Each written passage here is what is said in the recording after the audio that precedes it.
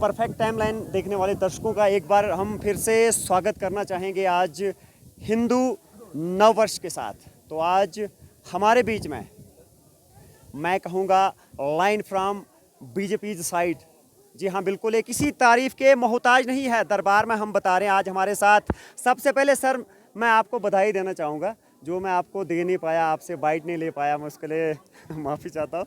सबसे पहले आपको बधाई, आप चुनाव जीते और बीजेपी वाली साइड से आप हमारे लिए सीएम भी बने। आपको बहुत बहुत बधाई सर। सब धन्यवाद सर। आज आप यहाँ दरबार में आए हुए हैं, मैं आपको ज़्यादा तंग नहीं करूँगा। मेरा मेन जो फोकस रहेगा सर आने वाली मचेल माता की जो वार्षिक यात्रा है उस पर। सर आप भी जानते हैं कि यहाँ पर पिछले साल 3.5 लाख यात्रियों ने दर्शन किए, लेकिन फिर भी कहीं ना कहीं आपको भी लगा और यहाँ पे यात्रियों ने भी महसूस किया कि कहीं ना कहीं जो बेसिक फैसिलिटीज़ जो यहाँ पे उनको मिलनी चाहिए थी सर, वो मिल नहीं पाई। क्या कहना चाहेंगे सर इसके बारे में? मैं अपनी तरफ से सबसे पहले समस्त जनता को अपनी तरफ से शुभकामनाएं देना चाहूँगा, बधाई देना चाहूँगा। आज बैसाखी का पर्व है, पूरे देश दुनिया में बड़ी धूमधाम के साथ मनाया जा रहा है और इस मचेल गांव के लिए इसलिए महत्वपूर्ण है कि माँ चंडी रानी, माँ मचेल वाली, हम सब की रक्षा करने वाली आज अपने स्थान पे विराजमान हो जाती है। ये पर्व वर्षों से मनाया जा रहा है। आज माँ भवानी, माँ चंडी को दरबार में विराजमान किया जाता है। आज यहाँ के कपाट खुलते हैं, इसलिए ये दिन बहुत ही महत्वपूर्ण है हम मचेल के लोगों के लिए। मचेल वाले लोगों को विशेष मुबारकबाद। जिस प्रकार से यात्रा हमारी बढ़ रही है, जिस प्रकार से माता रानी की प्रसिद्धि, माता रानी के प्रति आस्था, निष्ठा, श्रद्धा बढ़ रही है, भक्तजनों की भीड़ बढ़ रही है, हमारी जिम्मेदारियां भी बढ़ रही है। जितने जितने यात्री भक्तजन यहाँ पे आएंगे उसके अनुसार हमें सुविधाएं भी प्रदान करनी है, प्रशासन को करनी है। यहाँ पे रहने के लिए, लंगर के लिए, ट्रांसपोर्टेशन के लिए, सड़क के लिए, बिजली के लिए, पानी के लिए, मोबाइल नेटवर्क के लिए, जो चुनौतीपूर्ण है। चुनौतीपूर्ण इसलिए क्योंकि ये दुर्गम पहाड़ी क्षेत्र है, टफ टेरेन, माउंटेनियस एरिया है। यहाँ पे किसी भी चीज़ को लाना हमारे लिए एक बहुत बड़ी चैलेंज रहती है। लेकिन मैं धन्यवाद प्रकट करना चाहूँगा आदरणीय नरेंद्र मोदी जी का। 2014 तक हमें गुलाबगढ़ से पैदल आना पड़ता था, आज हमौरी तक हम रोड लगभग पहुंचा चुके हैं। 2017-18 में यहाँ पे हम बिजली ला गए। 2016 में हमने यहाँ पे मोबाइल नेटवर्क लाया। लास्ट ईयर हमने यहाँ पे सोलर प्लांट लाया। लेकिन इसको इम्प्रूव करना, क्योंकि अकॉर्डिंगली हमारी यात्रा बढ़ रही है, इसके साथ साथ इस सारे इंफ्रास्ट्रक्चर को इम्प्रूव करना ये हमारे लिए एक चुनौती है, जिसके लिए हम लगे हैं। आज से ठीक 2 साल पहले आदरणीय लेफ्टिनेंट गवर्नर साहब को मैंने यहाँ पे निमंत्रण दिया था, वो खुद आए और जाते ही 10 करोड़ रुपया यहाँ के लिए सैंक्शन दिया।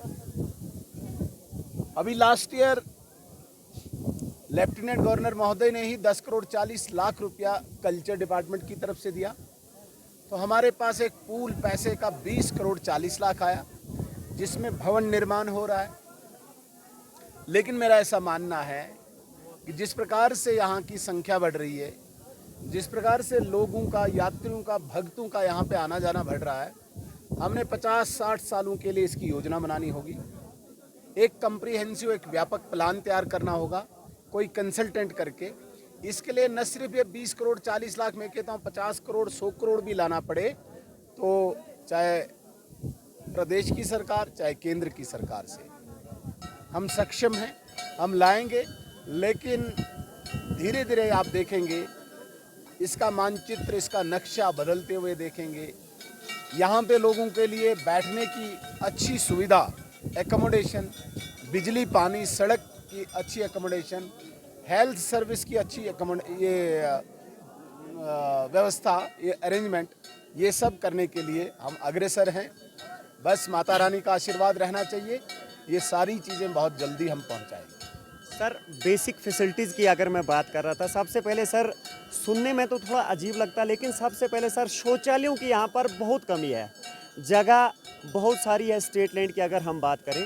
सर यात्रु जब यहाँ पे आते हैं, खाना वगैरह खाते हैं, रहने के लिए भी घरों में भी उतने पुराने घर बने हुए हैं, उतने ज़्यादा टॉयलेट की फैसिलिटीज़ नहीं है। लेकिन जब शौचालय की बात आती है तो वो भी मजबूर हो जाते हैं और एक किस्म से जो गंदगी वाला जो माहौल है वो बन जाता है। सर दूसरी बात, आपके ही प्रयासों की वजह से NTPHC यहाँ पे सर खुला, 2 से 3 साल हो गए सर, अभी तक वहाँ पे ना कोई ढंग की दवाई और ना ढंग का स्टाफ सर अभी तक यहाँ पे प्रोवाइड नहीं हुआ है सर। जहाँ तक आपने शौचालयों की बात की, ये तो हमारा प्राइम टारगेट है और इस बार अभी 100-150 टॉयलेट्स यहाँ पे फंक्शनल हैं।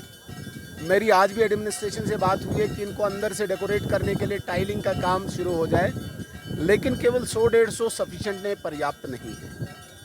और टॉयलेट्स यहाँ पे बढ़ाने के लिए अभी हम काम शुरू करवा रहे हैं और मेरी इच्छा है कि मैक्सिमम, अधिकांश, ज़्यादातर टॉयलेट्स यहाँ पे तैयार हो जाएं और यात्रा से पहले वो फंक्शनल हो जाएं, ये उम्मीद है।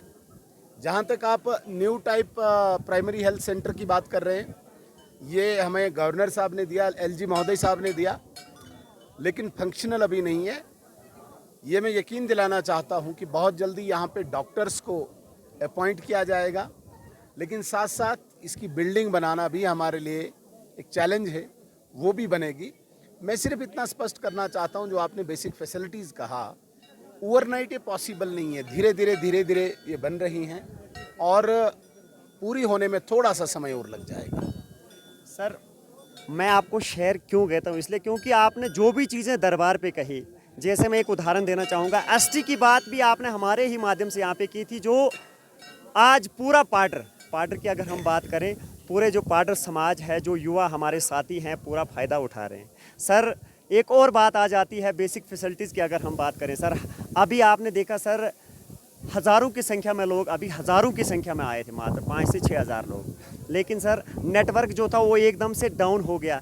जियो कंपनी की ओर से यहाँ पे टावर लगा गया सर, 3 साल हो गए उसको, सोलर प्लांट भी लगा है, टावर भी खड़ा कर दिया, लेकिन किसी काम का नहीं है सर। चिशोती की भी अगर सर बात करें, वहाँ पे भी हम जब जाते हैं तो बिल्कुल सर कॉल बीच में हम लगाते हैं तो तरस के सर, इसमें क्या कहना चाहेंगे सर? मैंने कहा टफ टेरेन है, दुर्गम पहाड़ियों के बीच में ये फैसिलिटीज़ को इंस्टॉल करना समय लग जाता है। इसमें टेक्निकल चीज़ें भी, क्योंकि कोई प्लेन एरिया नहीं है, टावर टू टावर कंटैक्ट हो जाए।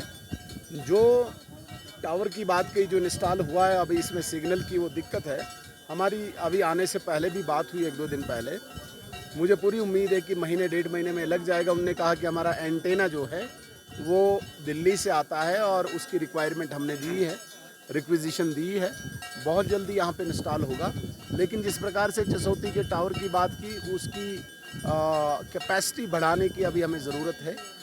मुझे उम्मीद है कि आने वाले दिनों में एक बड़ी लेवल की एक मीटिंग हम कर रहे हैं एडमिनिस्ट्रेशन के साथ, चाहे वो टॉयलेट की बात हो, सड़क की बात हो, बिजली को इम्प्रूव करने की बात हो, नेटवर्क को इम्प्रूव करने की बात हो।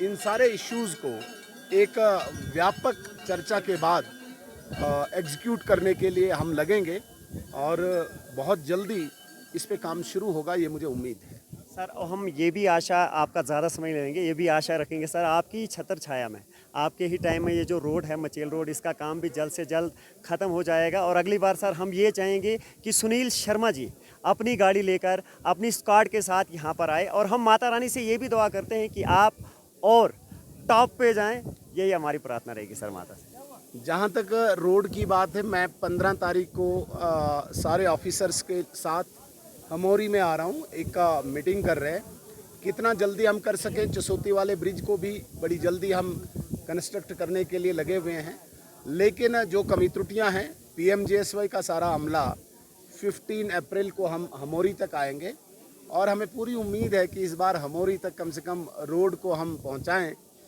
माता रानी ने आशीर्वाद दिया, साथ दिया, तो रोड इस बार हमोरी तक आएगा और थोड़ा सा पैदल भी चलना पड़ेगा। पूरा ही दरबार तक गाड़ी लाओगे वो अच्छा भी नहीं है। मेरी इच्छा है कि थोड़ा सा पैदल भी चलना चाहिए। तो हमोरी तक रोड आना भी हमारे लिए एक बहुत बड़ी अचीवमेंट है, बहुत बड़ी सफलता है। आपका कीमती समय देने के लिए सर बहुत बहुत धन्यवाद। तो ये थे सुनील शर्मा जी हमारे साथ। फिलहाल आज के लिए इतना ही, हमें दीजिए इजाज़त। जय माता दी।